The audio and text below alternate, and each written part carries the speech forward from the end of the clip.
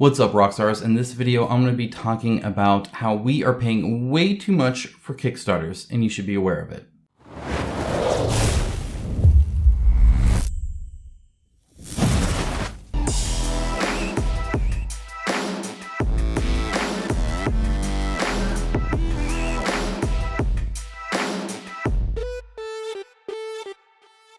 Thank you to my channel sponsor Into the AM. As a company that believes hard work and a great product is a proper way to conduct business, I am delighted to have them as part of the channel. They have some of the coolest graphic t-shirts around and an absolute best fit and feel that has continually exceeded my expectations. With new shirts arriving all the time and other products like boxers, hats, and even a monthly shirt club, I wholeheartedly recommend them to you. Check out the link in my description of this video for an exclusive 10% off everything they sell. As always, a huge shout out to my patrons and YouTube members. It is through their financial support that this channel is possible. If you appreciate the videos that I make every single week for you guys and you can give to help support the channel grow and continue to function, there is a link down below and I greatly appreciate it. You'll get some cool benefits as well, like a weekly behind the scenes video just for you guys. You'll also get some giveaways every now and then, and of course a very cool Discord and my eternal gratitude. But I'm thankful for all of you guys anyway, so let's just dive right into this. Now, this is something I've been wanting to do for a while. I've discussed it at length on that Discord I just mentioned, like a lot. Like, I do all sorts of debates there. If you want to hear any of my hot takes, that's the place to go for that. My goodness, I feel sorry for everybody that has to endure my rants. No, they actually are great. It's a great community there. I kid. But seriously, I have mentioned this before many times and I've wanted to do a video, and now I'm finally going to do it because I figure with how expensive these Kickstarters are becoming, you should be aware of how much it costs to actually make these things and what the profits actually are. Now, of course, everybody is different. And with that in mind, just know that there are companies that are losing money, companies that are making money, and companies that are making a buttload of money. It varies, and a lot of it varies on the product itself. We'll touch on that, but for the most part, I just want you to be aware of what you're paying for. Now, as an example, here is Marvel United. It cost $60 base pledge. $60 base pledge with the types of games I cover with miniatures and all that kind of stuff is like unheard of. That's a fantastic deal. We get excited when we see 80 or 90 bucks. Anything sub 100 at this point is just considered almost a no-brainer. Yeah, sure, back. This was $60. What a steal. The problem with that is the retail box is 30 bucks. Now, what are you missing out of the retail box versus the core pledge? Well, you can see the contents here, and even then you can see there are 3 enemies and 1, 2, 3, 4, 5, 6, 7 heroes. Here it shows the core box as those 3 enemies and 1, 2, 3, 4, 5 heroes. So you're getting 2 extra heroes for half the cost. Now, why is that? Well, before I move on from there, before I even touch on that, I want to note that Walmart here is not losing money by selling that for $30, which means they bought it from CMON for less than $30. They bought it for less than $15. I know that because it was also on sale for $15 for a long time. What's nice about retail is oftentimes there's a lot of sales, right? So you could get Marvel United for $15, and even then, I imagine they're still squeaking some sort of profit there. Typically, retail will pay half or sometimes even less of the cost of MSRP. So when they say, hey, you saved $10 off MSRP, know that they're selling it to you at a much higher cost than they'll sell it to a retailer. And it's not like they're losing money selling it to Walmart. Nobody is making a loss at retail for how they're selling it, unless they're tied into things. There's logistic stuff, and maybe that's another video. But suffice it to say, come on, they know how to do retail. They were not losing money selling this to Walmart, and then Walmart up prices it from their cost that they paid come on for it, who still got a profit, and then put it at 30, maybe even sell it for 15, and it has 2 extra heroes. The point being here, and I haven't even mentioned shipping yet, is that you are paying for every free stretch goal you get, every single one of them. Now, that's not to say that CMON sells this United Pledge and just rakes in the profit because you paid double, right? That's not the case, because you get all of those stretch goals for free. The problem is they're not actually free. You are paying for every single one of them. That $60 is paying for these miniatures here. So if you look at just your box of the core Marvel United, do not think that costs them $60 to make and ship it to you. That is not the case. It costs them less than $15 to make. When you print a miniature, when you print it at the scale, especially at the scale CMON does, it's literally pennies. Pennies. The plastic's cheap, the mold's expensive, but you typically only have to make the mold once. So it's seriously a nice deal for them. That's why they make so much in retail. When you go look at their financials, not logistics, but their financials, you'll see how big retail is for CMON. And that's why, because it's just such a huge bulk, and they're selling it at half the cost of Kickstarter, and they're still making tons of money off of it. And that's how. So this is not $60. This is actually not quite $60 as well, because they're still running, typically from what I've heard from many different developers, around a 30% profit margin. It depends. Now, this is not to talk about what a healthy profit margin is for a company to run. Ideally, we are buying cool products at a decent price, and the company is making enough money to give us proper, customer support and replacements and all the services and costs that we would like them to pay for, to pay somebody to do from all that profit that they make from us, right? So there needs to be a healthy relationship there. So don't mistake this for being like a board game company shouldn't make money. I think they should be. I want the industry to succeed. I want them to be making tons of money and have a great life and be able to make amazing games for me and sell me at a great deal and offer me a great service. And if you can check all those boxes, I'm a happy person. Easy peasy, right? That being said, it's not just this. There's more added to the cost of Kickstarter than just you paying for everything that you've unlocked. And this is, again, why a lot of times, especially for something like this $60 is baked into the assumption they're going to unlock these, right? They're not just randomly charging you, oh, if we just release this, well, guess what? They just made like triple the amount of money that they would have at retail, right? No, they assume that they're going to do stretch goals. You price it accordingly. You have to set a price somehow. You have to have some kind of estimate on how many you're going to produce, on what you're going to produce, how much that would cost, and what would keep you afloat.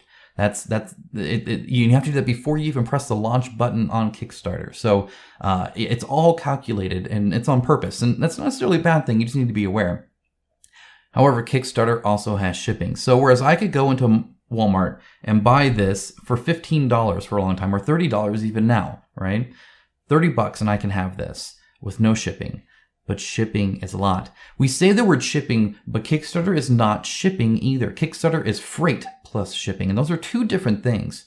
We often pay shipping, right? If I go to Onk on Miniature Market, I will be paying some shipping, right? Now they're selling it for $84. It's been on sale cheaper than that. The Kickstarter was $100. Again, it's always inflated price. But anyway, I'll have to pay shipping, but I don't have to pay freight. And that freight is what's expensive. Shipping hasn't actually gone up that much, just normal shipping. You get it to your postal worker and they drive it somewhere and then they deliver it. That hasn't changed it drastically. Freight has. In other words, moving product across continents and cargo containers and all that kind of stuff. Container prices, ship availability, scheduling, all that kind of stuff, regulations, VAT, all that kind of stuff is, well, I guess not VAT, but everything else is freight, not shipping. So you're not just paying shipping. We always say shipping, and then it seems expensive because, well, I can go on Amazon and get it for free, but it's because you're paying the shipping, not the freight. Typically, the freight is included in the cost of the product that you're doing. In other words, it includes me having to ship it to these various hubs around the world that will then deliver it, and then you just pay that end result, right? That end shipping, not the actual freight from the Chinese factory. When I buy a knick-knack from Walmart, I'm not paying for their freight, right? Even if it's online and it's shipped to me, I'm not paying for the freight on that. So that's a big difference as well, right? That's not baked into this. So there's a lot baked into this number, and yet there are some that aren't baked into this. But then we talk about the syndrome of buying too much, right? If you look here, 4,879 people bought the Infinity Pledge, only 2,721 people bought the United Pledge for $60, right? But if you go to the Ultimate Pledge of $190, 10,248. More people backed this than the other two combined.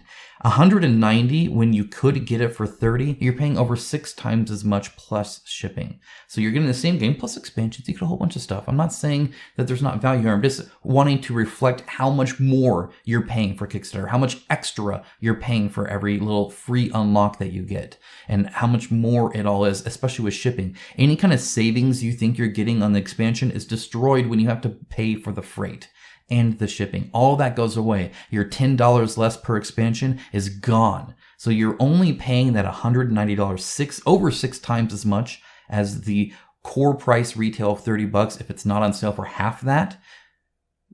Because then it just goes up, right? You're paying 6 times more for the Kickstarter exclusives, and that's it. All the expansions you could get cheaper. You get cheaper at retail, either with no shipping, very little shipping, and a cheaper base price, or even sales. So you are only paying 6x for Kickstarter exclusives. So when you look at a Kickstarter, and that's almost every Kickstarter, if you're looking at one, you are buying these. Not Blade, not Shang-Chi, not Vision or Falcon. You are paying for these Kickstarter exclusives, and you're paying 6x the cost.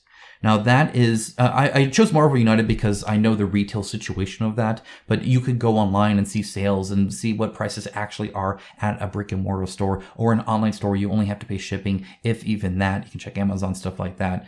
You can see what the actual price is for those exclusives. And then, of course, again, add shipping on that, add VAT on that, all that extra stuff that you may not have to do if you walk into the store or you go on a different website besides Kickstarter.com or GameFound.com or anything like that.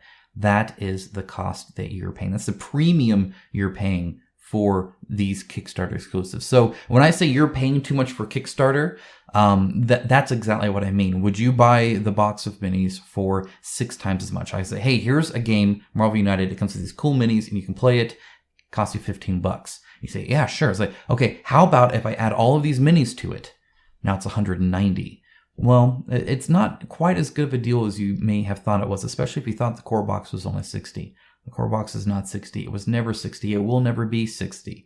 That includes so much. And even when you bought it at $60, it was more than that because of the shipping and the freight. So I don't want to beat a dead horse or anything like that. That sounds like that's a terrible, why do we say that? What a terrible thing to say. I don't want to do the same thing over and over and over again and just pound this away at you guys. I think you guys get it, right? We are paying an extreme premium, heavy premium for these exclusives. And again, there is a cost to making them, right? Like I said, they typically only run about a 30% profit margin estimated. It depends on how many they get. The more people they get, the cheaper the price gets if it is miniatures per unit, right? Because those cost pennies and they're selling it at $60 a pop or something like that, right? You sell a miniature, an alternate skin for $10 and it costs you 12 cents to print. Not bad. And that print goes lower and lower per unit as more people pay it because the cost is actually just the mold that you then just put the cheap plastic in, right? So it can range. If it explodes, it's way higher than 30%. If it doesn't explode, it might be lower than 30%. You try and guess, but around 30% profit once you include having to make all of these that you guys are paying a ton of money for. Now, again, not picking Marvel United. This is, I could pick any game out there. That's not a big deal. They're all like this, except maybe some really true indie ones. But other than that, we're paying a huge amount of premium for what's essentially a collector's edition. Let me know how you feel about that. Are you okay paying 6x for some Kickstarter exclusives? Is that better or worse than eBay prices in the long run? In other words, if you were to buy all of the expansions and stuff retail on sale, and then go to eBay or Board Game Geek Market or something like that, Facebook Marketplace, and grab some Kickstarter exclusives, is that 6 times as much? Let me know if you have any experience with that. If you have any, I know one patron has a lot of experience with eBay. Maybe he can comment on that. But no, seriously, I would love to hear what you guys do to either be aware of this or to maybe what makes you realize this, or if you realize this, or how you deal with it if you did. I would love to know, have the conversation with you guys. Let's figure out what a good deal actually means on Kickstarter, shall we? And with that, I'll let you guys go. Have a great rest of your day. Have a good weekend. Talk to you guys again real soon. Bye, guys.